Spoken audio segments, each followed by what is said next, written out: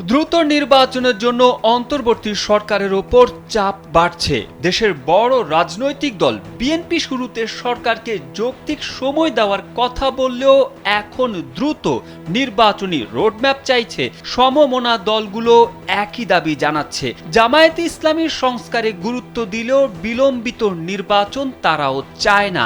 এমন প্রেক্ষাপটে অন্তর্বর্তী সরকারের উপদেষ্টা ব্রিগেডিয়ার জেনারেল অবসরপ্রাপ্ত এম সাখাওয়াত হোসেন বলেছেন ২০২৬ সাল নাগাদ নির্বাচন হবে। কিন্তু মঙ্গলবার ধর্ম উপদেষ্টা ডক্টর আ.ম খালিদ হোসেন বলেছেন বর্তমান সরকার নির্বাচনের দিকে অগ্রসর হচ্ছে।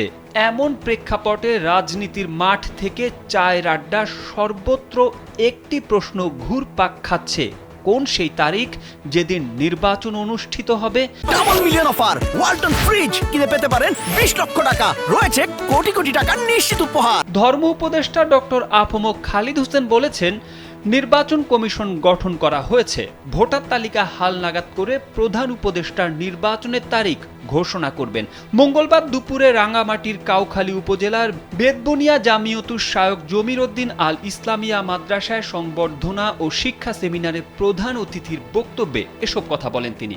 ধর্ম উপদেষ্টা বলেন এদেশের জনগণ দীর্ঘদিন তাদের ভোটাধিকার প্রয়োগ করতে পারেনি। আগামীতে যার ভোট সে যেন দিতে পারে সেই পরিবেশ তৈরি করা হচ্ছে। তিনি বৈষম্যহীন দুর্নীতিমুক্ত বাংলাদেশ গড়তে সবার সহযোগিতা কামনা করেন।